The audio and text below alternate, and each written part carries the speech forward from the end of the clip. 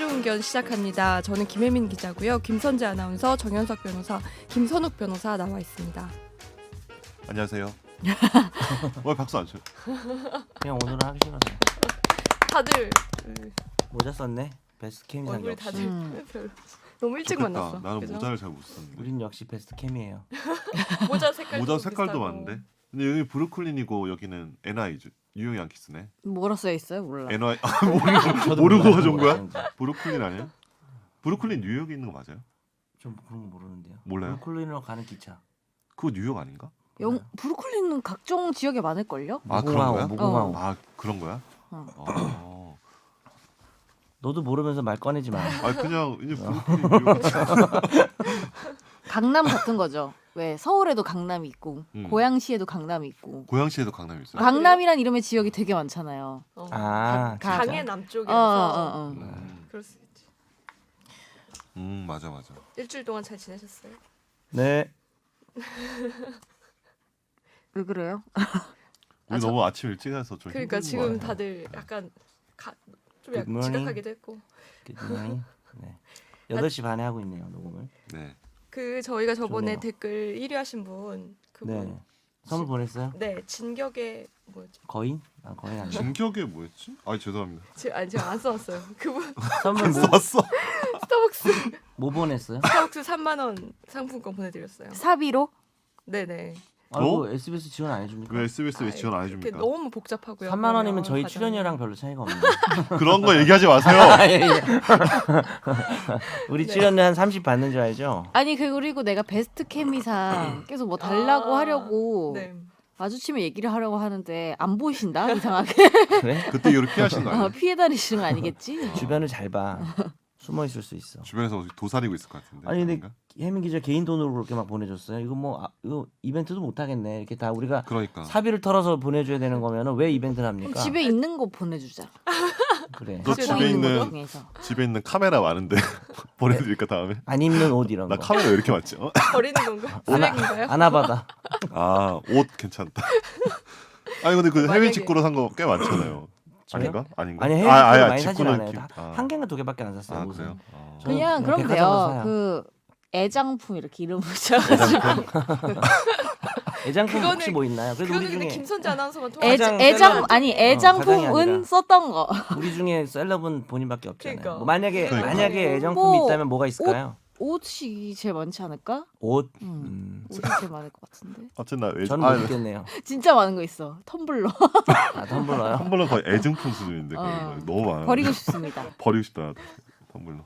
뭐 재밌는 일 없어요? 근황 토크 하려 그랬는데 매 할게 끊기네요. 없네요. 그게 뭐 선욱이 뭐 재밌는 거 만들어봐. 어제 뭐 했어요? 재밌는 거요? 하나 안 되면 바로 일단 넘어가야지. 지금 아내의 아이패드 프로를 훔쳐왔는데. 아 진짜요? 네. 아 그거예요? 예. 어. 근데 모르겠어요. 이거 사고 나서 제가 계속 쓰는데 안 친정- 가져가네요. 친족 상도래네. 아 이게 진짜 이번에 상대죠. 나왔다는 부사엔 그 절도죄가 비싼 처벌할 수 100만 원 없는 거. 넘는 그거죠. 그렇죠. 예, 네. 100만 원 넘는데 아내분이 돈이 많으신가 봐요. 아니요 아내가 이제 그 병원에서는 그 업무 목적으로 이런 걸 살 수가 있거든요. 아, 네. 근데 사실 병원 그만두면 다 반납해야 돼요 결국은. 네. 아 그래요? 반납해야 돼. 아니 우선 다니시고. 아 다니고 있어요. 네, 다행히 아직까지 다니고 있어서. 그것 때문에 다니신다는 얘기가 있어요. 그건 아니고 아이패드 일단은 때문에? 반납하고 내년까지는 다니는 걸로 알고 있는데 아, 내년까지 쓸 수 있는 걸로. 이 네. 밑에 것도 같이 나와요? 아니면 아 이것도 사시는 이제 살 수 있죠. 아, 따로 사는 경비로. 거예요? 예, 따로 사는 거죠. 아, 아내분이 근데 그거로 병원 가는- 병원 다니시는군요. 맞습니다. 병원에. 뭐 다닙니다. 환자로 다니는 건 아니고 무슨 다행히 뭐- 아직까지 환자 환자한테 누가 아이패드를 사주니? 환자니까 건강보- 사줘야죠 더. 건강보험공단에서 변호사란 그 정도까지 지원 아닐 것 같아요. 소일거리 하라고. 그래서 MRI 뭐 이런 거 해줘도 무슨 일 하시는지 물어봐도 돼요? 아, 네. 그 전에 한번 얘기 한번 했었는데 외과 의사예요. 아, 네, 칼잡이입니다. 그러네요. 그 집에 여기 보면은 그 칼이 이렇게 메스가 이렇게 있어요. 와. 피아노 위에. 벽에 걸어놔요? 그래? 그러니까 피아노 위에 이렇게 메스를 이렇게 우리 기념품 이렇게 아, 아, 이제 보관하는 더 안 것처럼. 쓰는 그 메스? 아이패드 오늘 가져왔다가 침대 위에 이렇게 올려져 있는 그 메스가 제 책상 위에 메스 딱 올라와 있고. 그러니까 그 메스는 절개 오늘 절개 좀 하시겠는데 절개. 근데 그 메스가 바로 이게 노출이 돼 있어가지고 유리에 이렇게 커버 안에 있는 게 아니고요. 노출이 돼 있어요. 그래서 가끔 좀 두려울 때가 있어요. 혹시 이렇게 오늘이네 얘가- 아이패드 네, 들고 나온 외과에서 날. 개 멋있네. 장준혁 아니야 거의. 아, 그 정도의 어떤 그런 새로 파워 있는 짓는 분은 외과 아니고요. 병동은 저의 것으로 내 하겠습니다. 거 나올 줄 알았다 내가. 과장님 죄송합니다. 언제적 아, 하얀 거탑이에요. 빰빰빠바밤 손 하얀 이렇게 것 하고 10년 됐나? 손 소독하고 10년 그쵸. 넘은 거 10년 같은데. 넘었어. 손 소독 이때 멋있잖아 이러고 코 아, 비고 다시 하고 코 비는 건 안 해. 내가 우리 와이프 수술한 거 봤는데 코 비질 않던데. 예. 코 아, 비는 근데 것도 이게 일단 끼워주는 인체에 거는- 들어가는 거니까요. 근데 끼워주는 건 다른 사람이 해주긴 하더라. 음. 아, 자기가 할 하면 수가 또 거기도 없으니까. 멋있네. 오염되니까 음. 다른 사람이 해주고 이제 근데 저도 한번 수술 장면 한번 들어간 적이 있는데 진짜 손을 팍팍 씻어요 진짜. 그치. 일말의 오염 감염을 이제. 빨간 걸로도 씻고 막 그러지 않아요? 예 빨간 맞아요. 걸로 씻고. 어떻게 알았지? 아니 드라마 많이 나오죠. 아 그렇구나. 이게 좀 그런 거. 모든 걸 드라마로 약간 배웠어 드라마로- 세상을. 약간 무시하는 것 같은데 그 정도는 다 아는 거 아니에요? 빨간 걸로 씻는 거는. 그렇습니까? 아, 궁금한 게 빨간 걸 있는데. 빨간색 바꾸고. 그럼 예. 두 분의 수입이 누가 맞는지는 야 말씀해 서재 주실 잘 수 있어요? 뽑았다. 둘 다 전문. 할 얘기가 무궁무진하네. 둘다 전문직이면 궁금할 일단은 수 있어. 아내는 제가 맞춰볼게요. 아 여기 아내가 일단 뭐예요? 저기 그러니까 월급이에요? 월급 어. 급여 의사라서 종합병원이에요? 이게 기복이 있는데 저는 이제 좀 그러니까 누- 기복이 너가 없고 기- 너가 기복이 그러니까 있는 제가 거지. 기복이 있고 어. 이제 아내가 기복이 없잖아요. 그러니까 2019년 이게- 평균 내봐요. 이게 평균 내면은 네, 맞춰볼까? 그래서 제가 조금 더 많았던 것 같아요. 그래도 예, 조금 더 예, 많을 예, 것 같아. 조금 더 많았던 것 같아요. 월급 예, 예. 의사고 하니까. 예, 예. 아니 그렇습니다. 2019년도에는 네. 본인이 월급 받는 기간도 있었고 독립한 기간도 있는 예, 거지. 독립한 기간도 있었죠. 예, 그렇습니다. 앞으로 계속 더 많아지실 예정인가요, 변호사님이? 이제 그렇게 하라고 이제 메스 앞에서 얘기를 하더라고요. 그래서 제가 하려고. 메스 앞에서. 나는 메스 앞에. 그래서 제가 이사 오면서 그거를 깊숙이 넣어놓은 것 같아. 원래 그 전 집에는 이렇게 있었는데 그게 계속 신경에 거슬려가지고 그거를 이사 올 때 이렇게 딱 닫아가지고 넣어놨어요. 잘 때 베개 밑에 봐. 그렇죠. 그게 다시 꺼내 있을 수도 있죠. 소름. RP도 그거 가져왔어. 무당한테 그런 거 아니야? 뭐 물건 베개 밑에 써놓고 이런 거? 아이고 갑자기 내가 얼마 전에 사주를 봤는데, 아니 올해 그 뭐지 신년 운세 봤는데 사주인가? 토정비결? 토정비결인가? 뭐 제가 올해 뭐 바람을 핀다는 거예요. 아 그래서 나도 뭐 그럴 거라고 생각했는데. 그래서 또 그것도 갑자기 또 메스 좋겠다. 생각이 나가지고 메스 생각이 메스를 더욱더 깊숙한 곳에 감춰놔야겠다. 함부로 바람을 피했다는 얘기네요. 근데 왜 갑자기 제 얘기를? 예? 바람 아, 피웠다는 아닙니다. 얘기네요. 뭐, 아니, 아니야 이거 그거는- 이거지. 아니, 근데 바람을 피워 좀 그 다음에 웃기네요. 메스를 선물해. 네 그래요? 아니 근데 이게 토종 비결이 바람 피운다는 게 좀 웃기지 않아요? 토종 비결 2020년을 아니죠? 봤는데 신년 운세 뭐 이게 이런 사준지 거지. 운세인지 사주는 뭔지 운세인데 모르겠어. 하여튼 그 그러니까 너가 바람을 네. 핀다는 거예요? 그러니까 올해 나한테 재물운이 있는데 여자 바람도 핀대. 뭐 그런 게 있나 보죠. 네, 그래서 그러면은 내가 재물운이 터지고 나서 바람이 핀다는 그런 게 왜냐 인간관계는 좀 그렇잖아요. 그쵸, 실제로 돈이 있어야 음. 남자 돈이 있어야 바람이 피니까 통상적으로 그렇다고요. 네. 네, 그래서 아니야 근데 돈 없어도 필 사람은 다 피우더라고요. 그렇죠. 아 그런 사람이 있죠. 네, 그런 사람 있는데 근데 저는 봤을 때 어쨌든 네. 방송합시다. 그렇군요. 재밌었네요. 아 이 얘기 잘 꺼냈네. 다음 주는 정현석 변호사님. 아니야. 다행이다. 남편이 없어서. 내 아내 얘기 꺼내면 노잼 각오해야 될 거야. 아, 그래도 들어보고 싶어요. 들어보고 싶어요. 네. 자, 그럼 이제 댓글 코너로 넘어가 볼까요? 또 계속 얘기하네. 아, 이 히로다님 제가 우선 설명드릴게요. 네. 삼행시 댓글을 3개인가 막 연속으로 올려주셨는데 저희가 이미 방송이 끝난 뒤라서 하나도 소개를 못 해드렸어요. 인생은 아쉬운 마음에. 타이밍입니다. 네, 아쉬운 마음에. 근데 이분 댓글 되게 재밌는 분인데 원래. 아 맞아요. 그래요? 아쉽네요. 이번 방송에 되면 소개 안 해주시는 거구나. 소개도 안 해주나요? 너무 가혹한데요? 이미 이벤트가 컨트롤 C 끝났기 컨트롤 때문에. V가 그렇게 이건 힘들어요. 제가 보다가 웃긴 거 있으면 이따 얘기해드릴게요. 아, 네, 네. 일단 해주시죠. 네. 내남. 예, 우주 미아님이 다루셨습니다. 로고송 듣는데 연성님 목소리 좋아서 깜놀. 아 좋았어요 진짜. 네. 축하. 네. 넘어가시죠. 되게 약간 아카펠라 되게 감미로운 목소리잖아요. 네, 라인 뭐, 스케치. 원래 더 이런 좋은데 요즘 목소리가 안 좋아서 언제 한번 제대로 들려드릴게요. 깜짝 놀랄 겁니다. 네, 가시죠. 다음 댓글. 알겠습니다. 너무 빠른 거예요. 팥빵 맛있죠? S2. 이거 하트잖아요. 옛날에 어? 하트를 S2로 썼지 않아요? 나 이런 거 몰라. 아 몰랐어. 옛날에는 이런 게 하트 있었어? 이모티콘을 그 옛날이 S2로 언제예요? 썼잖아요. 그거 혹시 언제? 옛날이 몇 이렇게 해서 년도예요? 혹시 나 어릴 때. 2000년 초반 얘기. 너 어릴 때 잠깐 유행했다 사라졌나 보다. 아 진짜 몰라요? 처음 알았어. 나 S2 모르는데? 하트? 야 우리 나는 또안 뭐 썼고 38317 리베- 아니지. 안 모른다고 왜 욕을 저 해? 욕 안 했어요. 386? 아, 음식 이러지 않았어? 386 맞아. 아니 사랑해 486. 아 486 있지. 486 맞아. 이런 거 하니까 그러니까 그 너무 정도까지 옛사람 옛날에 같다. 다닙니다. 그 정도까지 열렬히 옛날에 다녀요. 3호. 저때는 열렬히 3호 알아요? 삐삐 세대라. 나 말하지 마. 10, 12, 4. 아 그런 거 말하지 마. 열렬히 3호. 부끄럽다. 01이 썼나요? 01로 써. 아 죄송합니다. 자 일단은 맞아요. 유튜브, SBS 뉴스 채널 등 뉴스 채널들 구독하면 하루하루 리포트들 하나씩 다 올라와서 구독창이 더러워져요. 그래서 뉴스 채널들은 세컨 계정에서는 구독하고 본 계정에는 뉴스 채널 구독 안 합니다. 삼성 클라우드는 사용한다면 2단계 인증 꼭 하시는 게 좋고 사용 안 하신다면 하나 안 하나 무방. 삼성 갤럭시 쓰시는 분들은 자신이 클라우드에 백업, 동기화, 활성이 되어 있는지 꼭 확인하셔야 합니다. 아 이거 그때 계정을 따로 왜 안 파냐 이거 가지고 얘기 나온 거 맞죠? 네 맞아요. 저희 거 최종 의견 음, 그 조회수 유튜브 조회수 늘리려면 따로 저희 것만 계정 파야 된다. 골룸. 그렇게까지 할 네. 필요는 없을 것 같은데. 그냥 뭐 그래서 저번 주 넘어갑시다. 성공했어요. 네? 저번 주는 아니 진짜 저번 주에 뭔 짓을 조회수 했길래 성공했어요. 네. 조회수랑 왜 이렇게 보니까 이거 지금 얍삽하게 댓글 안 적어놨네. 내가 지금 찾았어. 뭐 어디요? 네이버. 자 잠깐 된다니 제가 잠깐 댓글 읽겠습니다. 네. 와인용님이 달아주셨습니다. 세상에 김예민 기자님 정말 예쁘세요. LKBNKJB님이 달아주셨어요. 오 대박 이렇게 시원한 사이다 방송 동일한 시간대에 또 와인용님이 다시 답니다. SBS가 이렇게 많은 좋은 시도를 하는데 너무나도 감동받았습니다. 바로 이어서 크리드 007님이 달았습니다. SBS에서 이렇게 유익하고 따스한 방송까지 귀에 쏙 박히네요. 다 같은 시간대예요. 이런 분이 왜 같은 시간대죠? SBS 메인 뉴스도 하셨으면 좋겠어요. 이게 지금 다 김혜민 기자 지인이에요. 이게 메인 뉴스 맞습니까? 실합니까? 이게 뭡니까? 그리고 이거 여론 조작 아닙니까? 이게 지금 그리고요. 여론 아직 안 조작이네. 올렸어요. 아니, 그 다음 댓글도 안 그 올렸어요. 자리에 사람이 몇 명 참가했는지 또 알겠네. 선제 관련된 거라 네. 이건 그러니까 이거 지금 김혜민 기자가 지인들이 올린 거죠.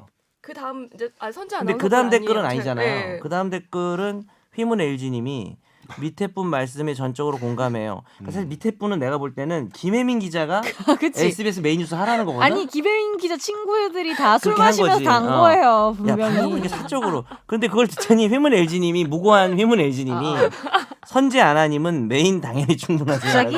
그러니까 너 갑자기? 친구들이 해도 사람들이 너라고 갑자기 생각 너. 안 하는 거야 혜민아. 너 이거 아무리 해도 다 선재인 줄 알잖아. 여론 조작이네. 다만 제주가 너무 많은 팔방 미인이셔서 프리하고 나가셔야 더 날개 나가라고? 다르실 듯해요. 아니 메인 하나 해놓고 갑자기 나가라고 하면 모르겠어. 어떡해요? 앞뒤가 안 맞아. 진심 로고성은 일단 대박이고 들으시는 그대로입니다. 저는 솔직히 기자님이 제일 대박이었어요. 노래는 잘 못하실 수 있지만 예, 노래 잘하시. 네, 못한다는 얘기죠. 제가 댓글 뺐어요. 수줍음 떨림 다 끌고 가며 본인을 희생하시는 것 같아요. 이거 너무, 야 이거 댓글 왜 뺐어 지금 선욱이가 읽을 게 없잖아. 야 이거 그다음에 조작이네. 선욱 변호사님 매력적인 점 최고예요. 차 얘기 좀 물어보고 싶은데 정통 법률이라서 유유. 당연히 물어볼 수 있겠죠. 그리고 일반 상담은 곤란하시다니까 일반 상담 뭐지? 법률 일반 상담할 상담? 일 있을 때 질문 드릴게요. 재밌게. 그러니까 법 아니고 다른 게 아, 있습니다. 있습니다. 뭐 연애 상담 이런 건가? 우리 연애 그런 것도 상담? 받으면 안 돼요? 근데 저는 설에 연애 상담 합시다. 우리 어차피 네네. 청취자 사연이 요새 되게 없잖아요. 네. 그러니까 인생 상담, 연애 연애 상담 상담. 이런 것도 받아보자. 그래서 진로 우리가- 상담. 아니 가면서 그건 좀 있다. 이게 물어보살도 왜냐하면은 우리 정 변호사님이 정말 수많은 여자들을 만났었잖아요. 그렇죠. 과거에. 토킹 아니고. 파이서. 미쳤구나. 야, 너 뭐 그 여자들하고 뭐 참고인 조사했어? 뭐야? 아니 가로 세로 연애를 무서워 많이 뭐야? 했잖아요. 네가 어떻게 알아? 내 여자를 많이 만났는지. 본인이 입으로 얘기했잖아요. 제가 언제요? 늦게 사법고시 돼서 열심히 여자를 만났다고. 아, 그때 저한테 선을 많이 봤다고? 얘기했잖아요. 내가 아. 그 시점에 합격을 하고 만난 여자들이 많다고 한 게 아니라 그때 소개팅을 했다는 얘기죠. 그게 만난 거지. 많이 그럼 만난 거지. 뭐 소개팅 안 만나고 뭐 해요? 자꾸 그러면 외로움이 향하는 거 토킹바로 갈 거야. 그래서 요 분이 제 얘기만 안 써주셨지만 세 분에 대해서 애정을 많이 담아서 담겨주셨고 그리고 이 김혜민 기자 이렇게 이거 누구예요? 지금 동창들이에요? 와인용이랑 그건 크리드 아니고. 공지나 친한- SBS 관계자들 아니죠? 네네 그건 친한 배우사들 이렇게 기자들. 티나는 댓글과 좋아요가 같이 지금 술 먹고 있었죠. 네. 40이 넘었어요 우리가 43이에요 주진모 해킹. 제가 세 분 가입시켰어요 팟빵에. 오. 거기서 뭐 다 우리가 가입하고. 되게 소규모라 각자 몇 명씩만 가입시켜도 방송이 확 돼요. 그렇죠. 예. 예, 잠깐 끊어서 죄송합니다. 유튜브는 화면을 켜둬야 하니 그것만 봐야 해서 끝까지 보기가 힘들죠. 반면에 팟캐스트는 다른 일 하면서 들을 수 있으니 끝까지 듣기가 상대적으로 쉬워요. 그리고 유튜브는 보수 쪽 사람들이 많이 보고 팟캐스트는 진보 쪽 사람들이 많이 들어서 댓글 분위기 차이가 있는 것 같네요.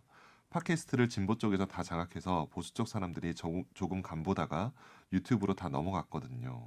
예, 아, 찾아보니 이분- 뱃살왕 맞아요. 맞고요. 음. 네. 여기 오. 대댓글이 달렸네요. 네, 대댓글 뒤에 징글님이 읽어주시면 돼요. 네. 그 뒤에 있어요, 그거는? 네. 아, 네, 징글님이 달아주셨습니다.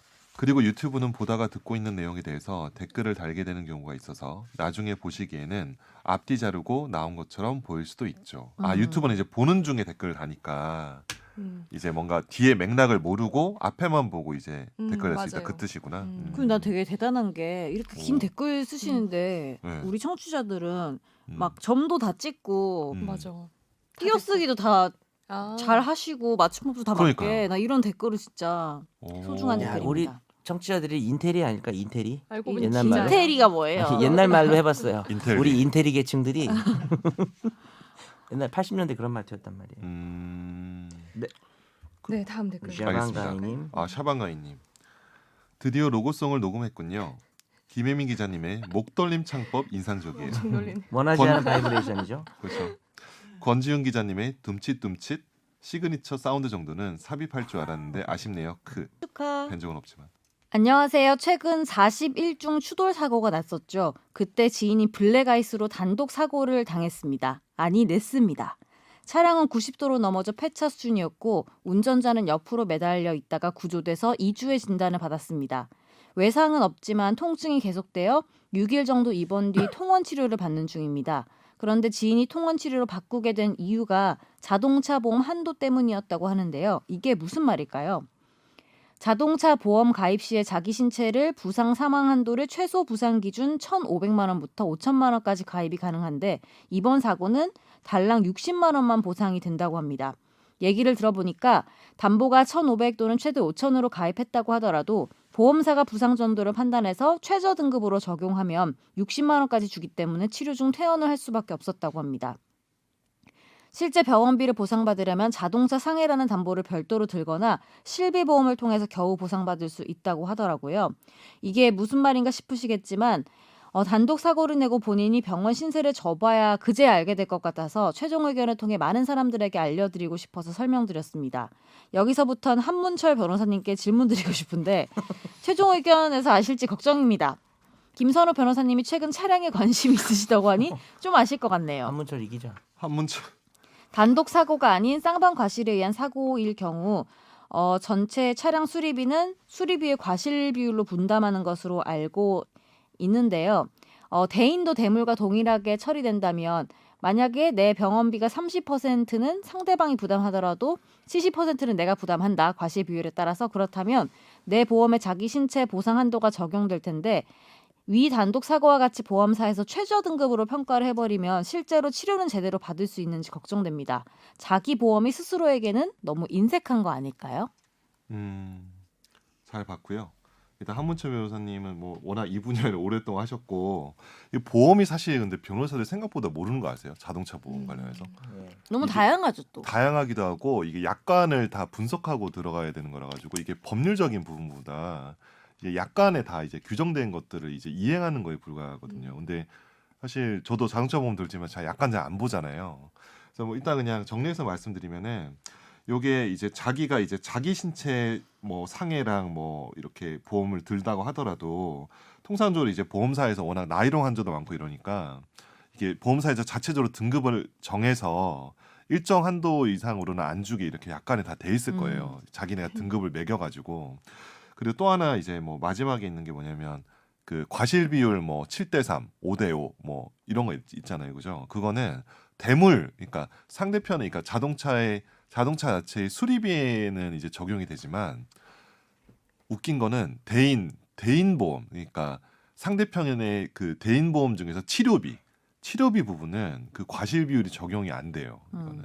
그래서 내가 과실이 1이고 김선재 아나운서가 9잖아요. 내가 사고 났어. 근데 김선재 아나운서가 과실이 훨씬 많은데 더 많이 다쳤단 말이에요. 그러면은 내 쪽 보험사에서 여기 치료비를 물어줘야 돼요.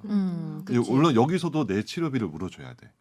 근데 이거는 뭐냐면 대인이야. 자기가 아니고. 즉 자기 보험사에서 받는 거 말고 상대편 보험사에서 받는 거는 전액을 받을 수 있게 해놨어요. 좀 특이하죠, 좀. 네. 네. 그래서 통상적으로 이거 좀 잘 모르시는 분 많은데 이거는 저도 옛날부터 알고 있긴 했어요. 네, 알고 있긴 해가지고 그래서 말씀드리는 거고.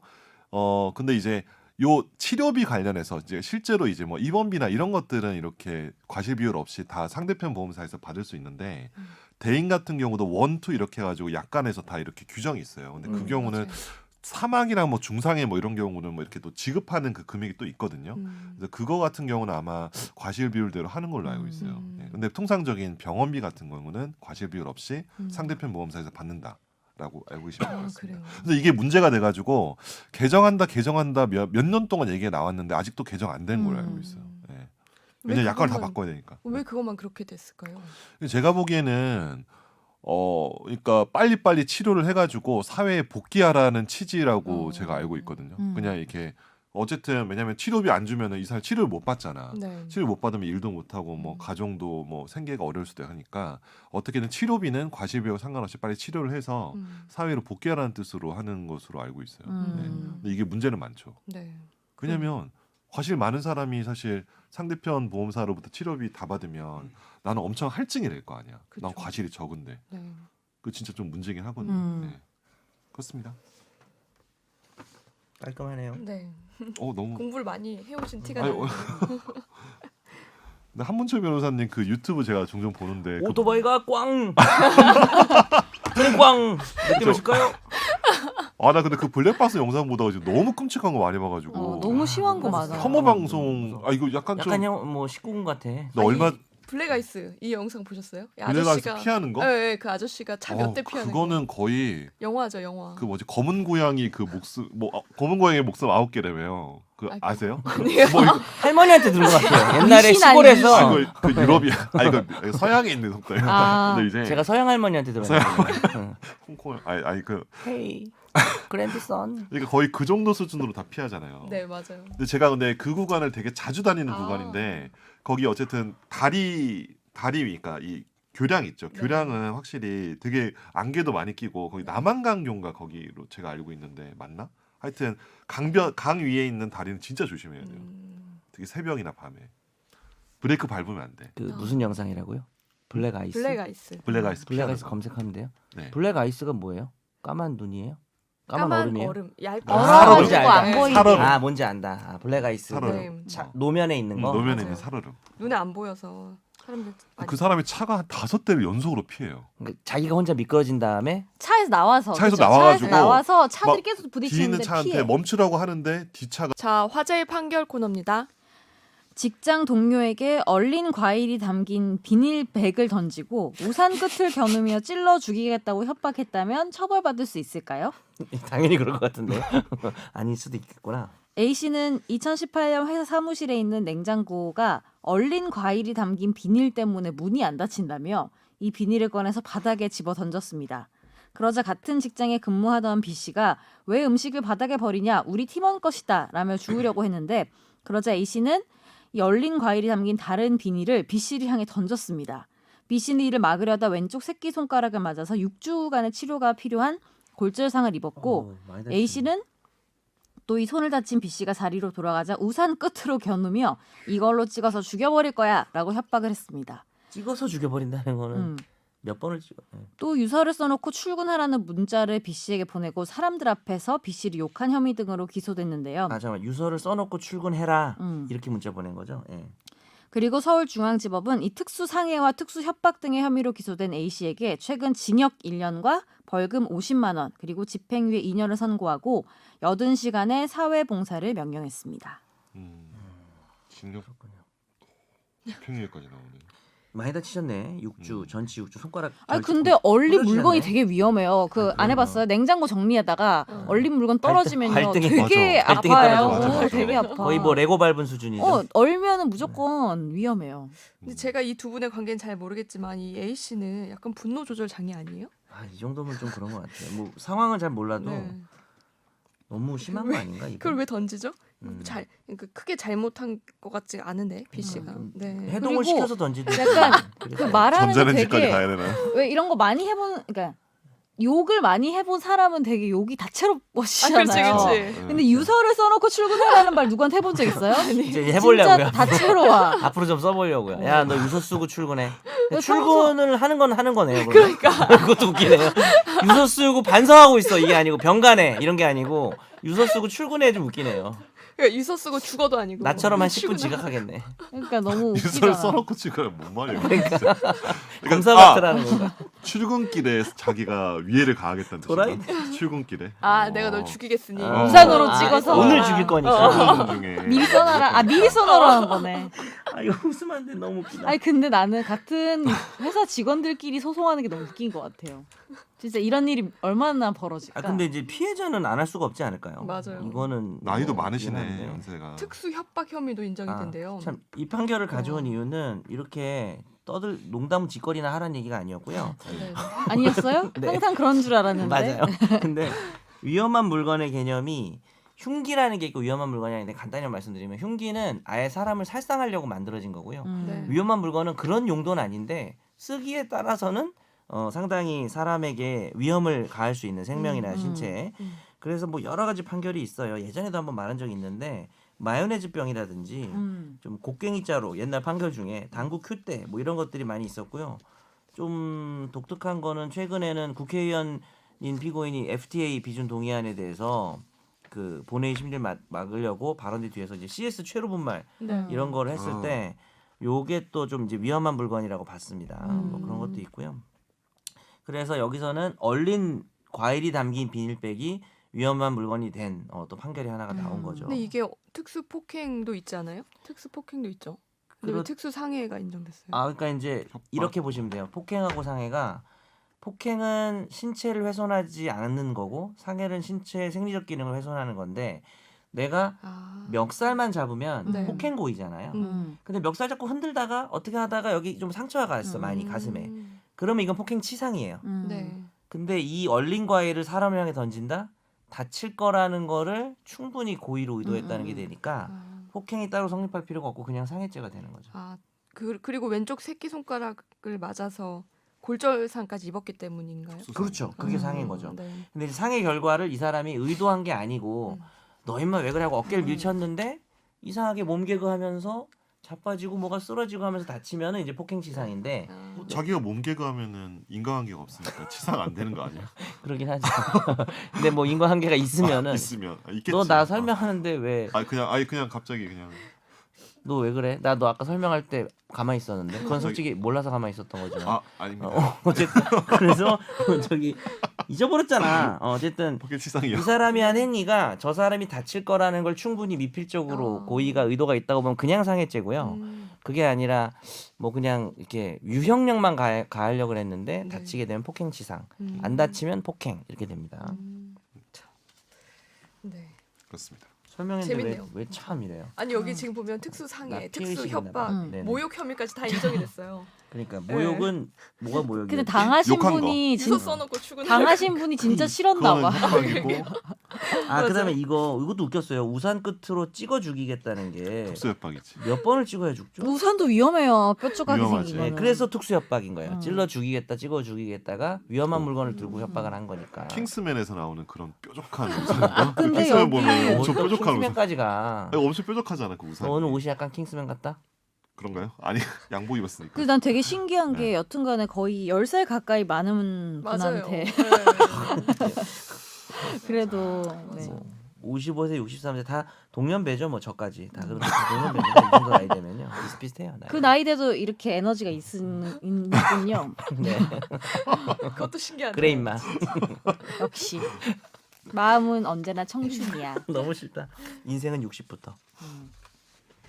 네, 화재 판결은 이제 하나로 마무리하고요. 네. 네. 집중 탐구 편으로 넘어갑니다. 빠라밤빰빰. 네, 제가 이번 주는 여순 사건을 가져왔어요. 근데 여순 사건이 뭔지 모르시는 분들도 많고 저도 공부하면서 이번에 많이 배웠거든요. 그래서 우선 짧게 설명부터 드릴게요. 여순 사건은 우선 1948년 10월에 여수에 주둔하고 있던 국방경비대 소속 군인들이 반란을 일으키면서 이쪽 전라남도 동부 6개 군을 점거하면서 시작이 됐습니다. 이때 정부가 대규모 진압군을 파견해서 일주일 동안 전 지역을 수복했고요. 그 과정에서 상당히 많은 민간인들이 희생이 됐어요. 그 뒤에 국가보안법이 제정돼서 강력한 숙군 조치가 단행이 됐습니다.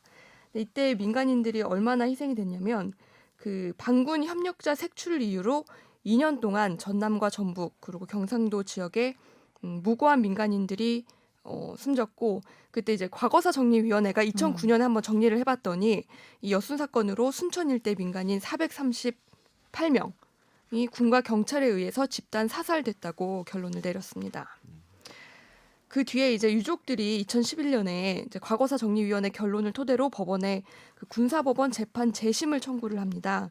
네, 대법원이 2019년 3월 작년이죠. 7년 만에 재심 개시 결정을 하고요. 이 당시에 이제 그 이유가 뭐냐면 판결문에 구체적인 범죄 사실과 증거 요지가 기재되지 않았고 순천 탈환 후에 22일 만에 사형이 바로 선고돼서 집행까지 됐대요. 그래서 그 당시에 적법한 절차 없이 체포와 구속이 됐다고 봤습니다. 그리고 나서 이제 작년 말이죠. 검찰에서 반란군에 협조했다는 이유로 사형에 처해진 고 장환봉 씨에 대해서 무죄 선고를 요청했고요. 이번에 이분에 대해서 1심 재판에서 무죄 선고가 나온 거예요. 그래서 이게 순천지원에서 선고가 됐는데요. 그 당시 이제 선고 상황을 보면 김정아 부장판사가 선고를 하셨는데 그 무죄 선고 뒤에 고개를 숙여서 유가족들에게 사과를 했다고 합니다. 이 선고문을 읽으면서 울먹이면서 말문을 잇지 못하기도 했고 방청석에서는 박수가 터져 나왔다고 합니다. 그 뒤에 제가 그 선고 요지에 대해서는 조금 간단하게 다시 설명을 드릴게요. 그 판결문 내용을 보면 이런 부분이 있어요. 두 번째 문단을 보면 1948년 11월 13일과 14일 단 이틀 만에 걸친 군법 회의에서 수백 명에 이르는 피고인들에 대해 판결이 이루어졌는데 이 당시에 사형 102명, 징역 20년에 79명, 징역 5년에 75명, 무죄 석방 12명 등 이렇게 선고가 났대요. 근데 이분들이 거의 바로 직후에 사형 집행까지 간 거예요. 네. 지금 생각하면 너무 단기간이죠. 그리고 이 사건 재심 대상 판결은 공소장 부본 송달 등 매우 기본적인 공소 제기 절차조차도 제대로 지켜지지 않았던 걸로 보인다. 그러니까 이제 재심 대상 판결이라는 게 그 문제 있는 판결, 네. 유죄 나온 그 당시 판결인데 네. 공소장 부본을 받아봐야 자기가 기소됐다는 걸 알 거 아니에요. 네. 그 송달도 지금 맞아요. 제대로 안 됐다는 그래서 거죠. 유가족들이 이 장 씨가 사형 선고를 받고 집행이 됐다는 사실조차 몰랐대요. 네, 그 당시에. 근데 사형 그 집행되기까지. 네. 아내 고 장환봉 씨 아내 네네. 되시는 분 이제 할머니가 되셨는데 음. 휠체어 타고 와서 이렇게 맞아요. 얘기하시는 게 되게 슬프더라고.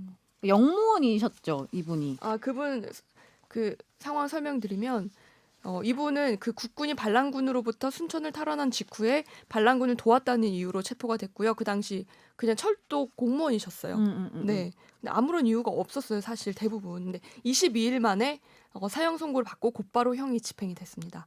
그때 혐의가 내란 및 국권 문란죄 혐의였어요.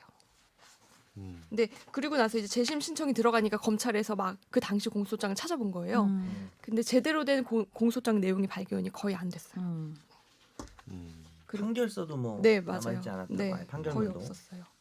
그래서 저는 이걸 처음 봤는데 판결문 맨 뒤에 재판부에서 여론이라고 해서 덧붙여놨더라고요. 이런 경우가 종종 있나요? 가끔 있죠. 아, 뭐 그래요? 자주 있는 건 아니지만 네, 이렇게 역사적인 의미가 있을 때는 네. 이 문제를 해결하고 결론을 내리는 과정에서 논리적으로 필요한 것만 딱 쓰는 게 아니라 그 외에 배경에 대한 설명을 하기도 하지. 남을 여자를 써서 아. 여론 이렇게 해가지고 추가적인 이야기를 보충하는 거죠.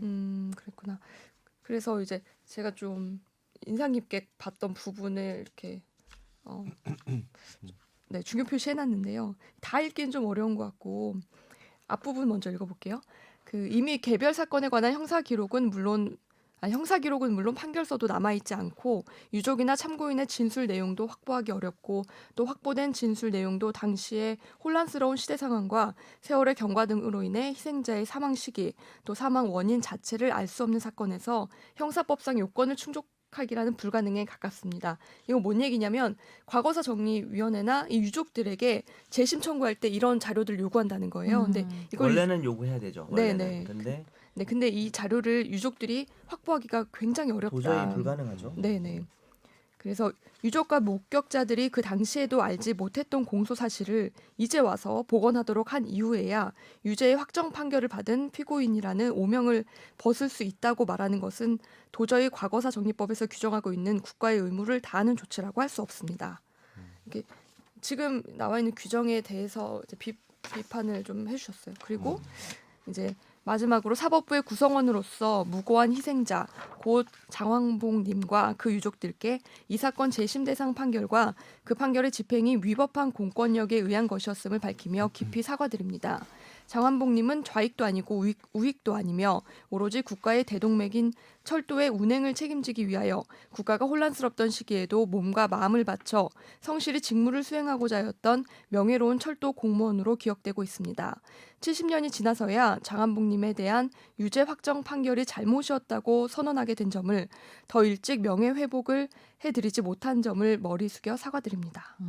라고 판사가 이렇게 읽은 거죠. 진짜 네, 오래 맞아요. 걸렸다. 70년이 음. 넘은 거 아니에요? 그쵸.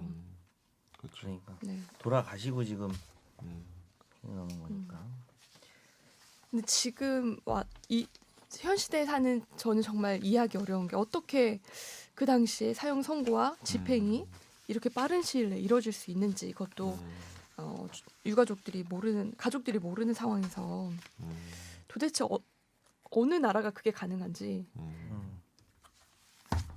근데 그리고 저는 더 이런 사건들이 되게 더 무서운 거는 사실 가족이 돌아가시고 나서 그때부터 또 다른 시작이잖아요. 그러니까 맞아요. 그냥 살 수가 없고 예를 들면 진짜 뭐 간첩이라고 막 낙인 찍히기도 하고 동네에서 그거 그냥 맞아요. 그때 그게 그런 시대 분위기가 있잖아요. 남은 사람들이 또 음. 그렇게 되는 거죠. 일단은 뭐 저도 요 여순 사건 이제 희생자 한 60명 정도를 의 유족들을 대리해서 저희 회사가 이제 소송을 한 적이 있어요. 국가배상 청구를.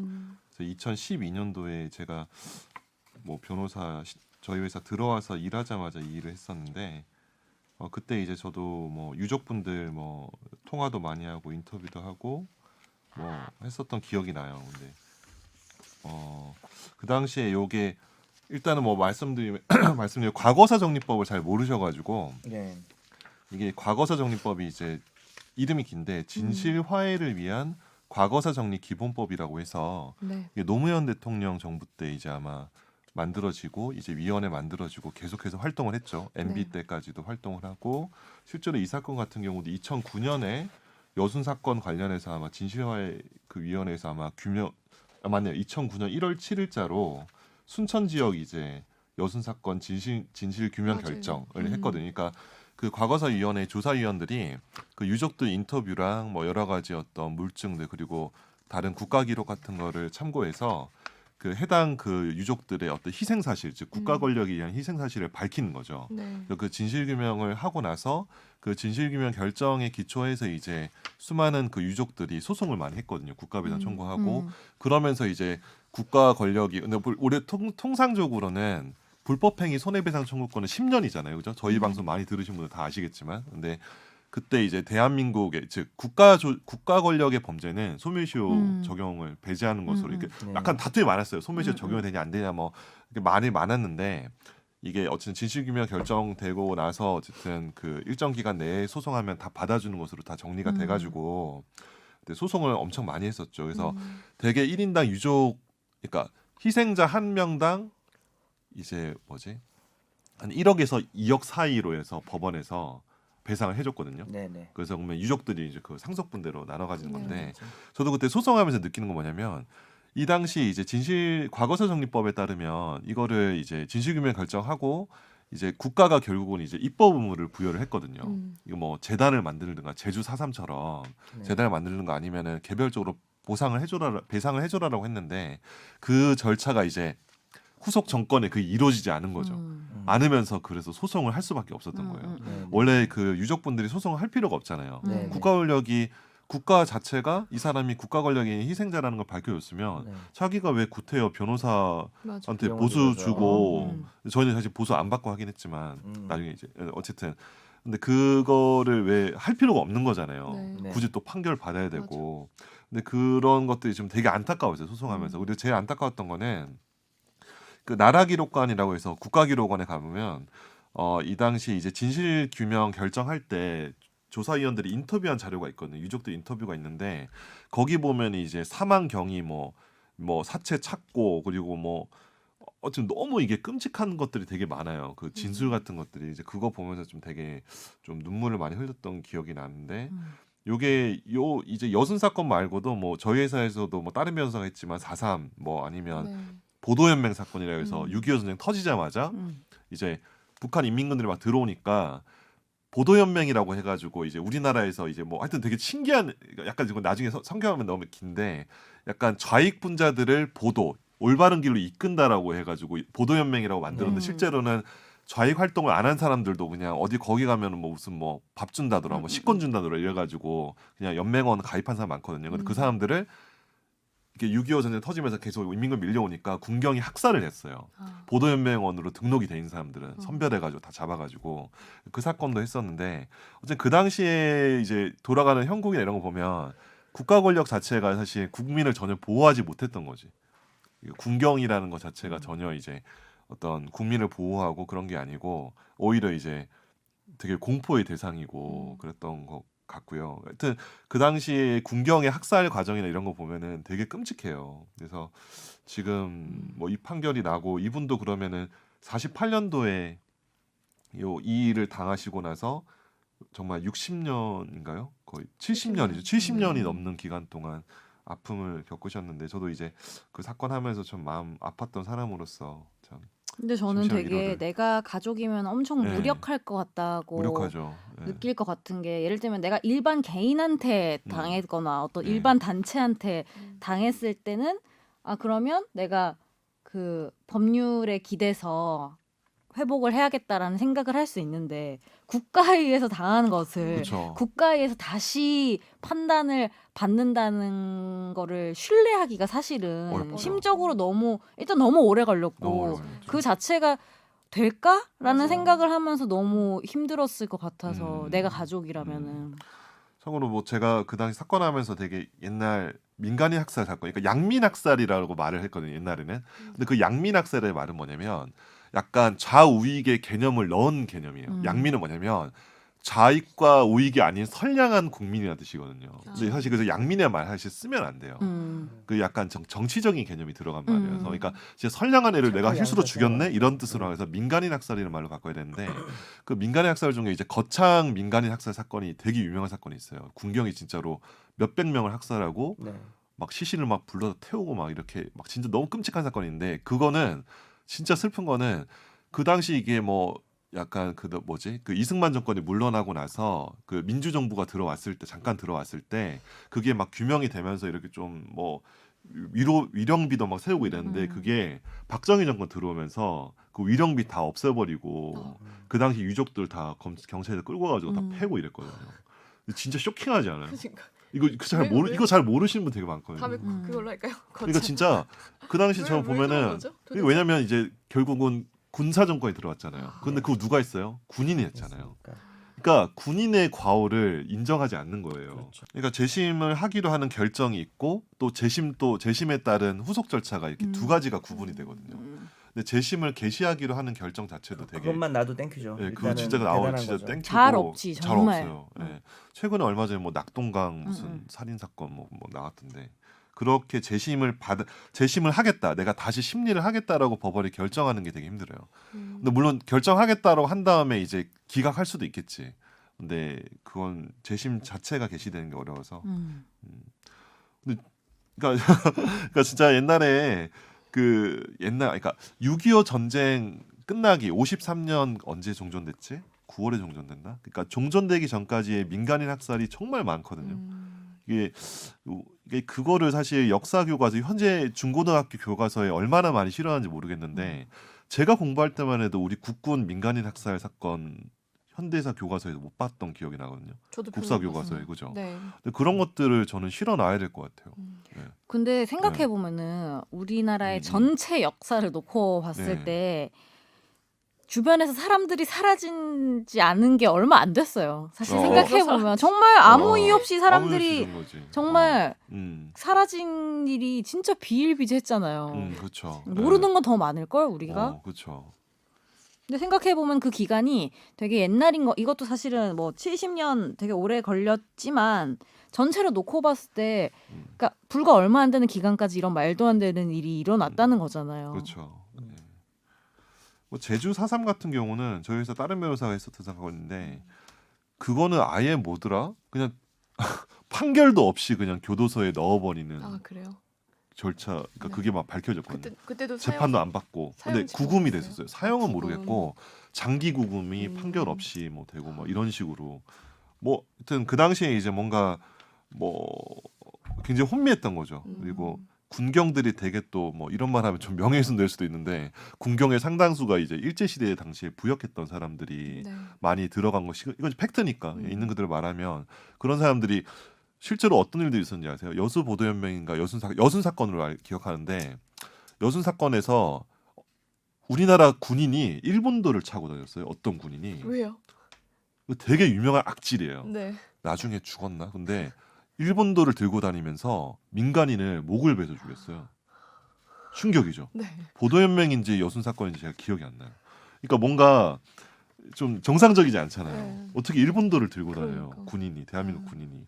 그러니까 그 당시에 그러면 근데 더 슬픈 거는 그렇게 일을 겪고도 몇십 년 동안 하소연을 못 하고 살았던 삶이. 근데 그러니까 노무현 정부 때나 돼서야 비로소 이제 민간인 학살 같은 전체 대한민국의 정부가 저지른 과오에 대해서 진실규명을 결정하겠다는 그 결정을 했다는 게 또 가슴이 아픈 거죠. 그 법도 통과될 때까지 되게 말이 많았거든요. 네. 이거 너무 마음이 아프다. 네. 오늘 뭐 말을 오래 못 근데 하겠네. 내 말 그래서 다 저 아까 그 말했던 그 고 장완봉 씨 아내 대신 지금 아흔이 넘으신 연세가 아흔이 오, 넘으신 생존해 계시더라고요. 음. 휠체어 타고 이제 그 휠체어를 딸이 밀어요. 음. 근데 그 장면이 되게 음. 막 말을 안 해도 엄청 딸도 나이가 많으실 텐데. 오, 그래서. 또 70세 할머니시겠지. 네, 넘으셨을 그러겠지. 것 같아요. 근데 이런 일이 없도록 중요한 거는 그런 것 같습니다. 제가 너무 교훈적인 얘기하는데 이런 일이 없도록 하는 게 되게 중요한 것 같아요. 그러니까 사실 이런 일이 있었다는 거는 이제 어쩔 수 역사 사실을 바꿀 수는 없잖아요. 뭐 타임머신 돌아가서 없는데 이런 일이 없도록 이제 그 당시에 이제 사건을 명백히 밝히고 국가 권력이 사과를 하고 네. 이제 하는 게 되게 중요하지 않을까. 아 갑자기 눈물 나. 뭐 이런 류의 어떤 야만적인 일이 다시 반복되기는 어렵겠죠. 사회가 뭐 문명 사회가 됐는데 그렇지만은 이거를 회복하고 바로 잡는 거를 명확히 해야 또 앞으로도 뭐 똑같은 방식은 아니어도 뭐 국가 권력에 의한 희생이나 이런 문제가 좀 일어나지 않게 재발되지 않겠죠. 네. 저는 근데 요새 지금 국가 권력이 아니고요. 약간 민간 이제 어떤 사인과 사인 그런 사이에서도 막 생각도 선동을 들어요. 하는 사람들 있잖아요. 네, 제가 네. 뭐 누구라고 지칭할 수 없는데 네네네. 굉장히 좀 저질적인 언어, 그러니까 정치적인 언어를 넘어서 굉장히 상스러운 말과 혹은 특정 집단 자체를 뭔가 이렇게 완전 말살하려는 발언 같은 거를 제가 자유한국당 싫어하지만 자유한국당을 말살하자는 얘기는 안 하잖아요. 그렇죠. 그죠? 근데 그때 뭐 그런 말살하자고 하지 않았나요? 아니 그런 건 안 했습니다. 아, 말살은 농담이에요. 아니고 아유 존재해야 되죠. 왜냐하면 당연하죠. 정당이 네. 정당도 있고 정당인데 근데 싫어하는 거랑 말살은 다른 건데 맞아요. 그거를 구분하지 아니했던 시대가 바로 이 시대죠.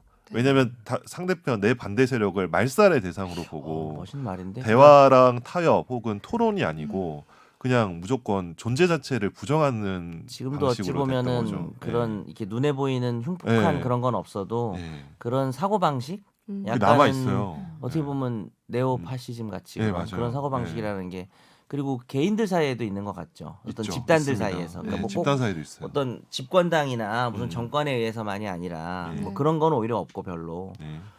정치 세력들 간에 그런 게 좀 있는 것 같아요. 네. 그래서 결국 말살의 대상을 정하고 거기에 대한 이제 뭐라고 해야 될까 적개심이랑 이런 것들을 선동하고 이런 것들이 어떤 언론의 자유라는 미명으로 옹호하기에는 저는 이제 공화제와 민주주의에 되게 반하는 것 같다. 언론이 네. 그럴 수 있나요? 언론- 말살할 수 있어요? 근데 그런 언론을 또 말살하냐에 또 문제가 또 남는 거지. 그런 사람을 또 말살할 수 있냐. 근데 그건 말살하지 못하고 이제 좀 제한을 둬야겠죠.